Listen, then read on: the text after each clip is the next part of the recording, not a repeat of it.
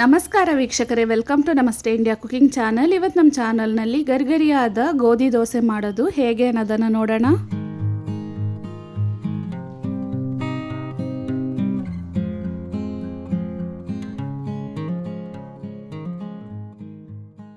ಒಂದು ಪಾತ್ರೆಯಲ್ಲಿ 1 ಕಪ್ ಗೋಧಿ ಹಿಟ್ಟನ್ನು ಹಾಕ್ತಾ ಇದ್ದೀನಿ, ಅಂದರೆ 100 ಗ್ರಾಮ್ ಅಷ್ಟು.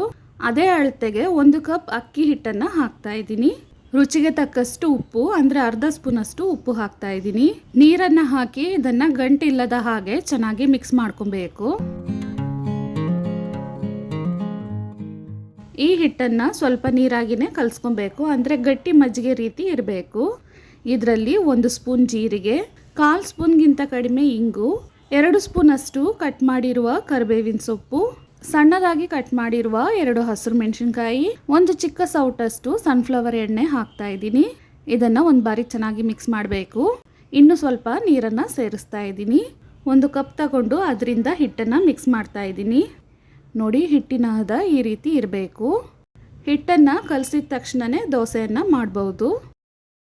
ತವಾವನ್ನು ಚೆನ್ನಾಗಿ ಕಾಯಿಸ್ಕೊಂಡಿದ್ದೀನಿ. ಒಂದೊಂದು ಬಾರಿನೂ ದೋಸೆಯನ್ನು ಹಾಕೋಕ್ಕಿಂತ ಮುಂಚೆ ಹಿಟ್ಟನ್ನು ಒಂದು ಬಾರಿ ಮಿಕ್ಸ್ ಮಾಡ್ಕೊಬೇಕು. 1/4 ಕಪ್ಪಷ್ಟು ಹಿಟ್ಟನ್ನು ತಗೊಂಡು ಈ ರೀತಿ ದೋಸೆ ಹಾಕ್ತಾ ಇದ್ದೀನಿ. ಇದ್ರ ಮೇಲೆ 1 ಸ್ಪೂನ್ ಎಣ್ಣೆಯನ್ನು ಹಾಕ್ತಾ ಇದ್ದೀನಿ. ದೋಸೆಯ ತಳಭಾಗ ಈ ರೀತಿ ಕಂದು ಬಣ್ಣಕ್ಕೆ ತಿರುಗಿದ ಮೇಲೆ ಇದನ್ನು ತಿರುಗಿಸಿ ಹಾಕದೆ ಹಾಗೇನೆ ತೆಗಿಬೇಕು.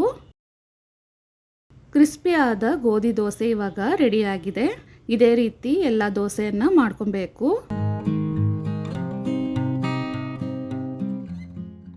ಈ ದೋಸೆಯನ್ನು ತೆಂಗಿನಕಾಯಿ ಚಟ್ನಿ ಜೊತೆಗೆ, ಯಾವುದೇ ಚಟ್ನಿ ಜೊತೆಗೆ ತಿನ್ಬೋದು. ತುಂಬಾ ರುಚಿಯಾಗಿರುತ್ತೆ. ವೀಕ್ಷಕರೇ, ಈ ರೆಸಿಪಿ ನಿಮಗೆ ಇಷ್ಟ ಆಗಿದ್ದರೆ ನಮ್ಮ ಚಾನಲನ್ನು ಲೈಕ್ ಮತ್ತು ಸಬ್ಸ್ಕ್ರೈಬ್ ಮಾಡಿ. ಧನ್ಯವಾದಗಳು.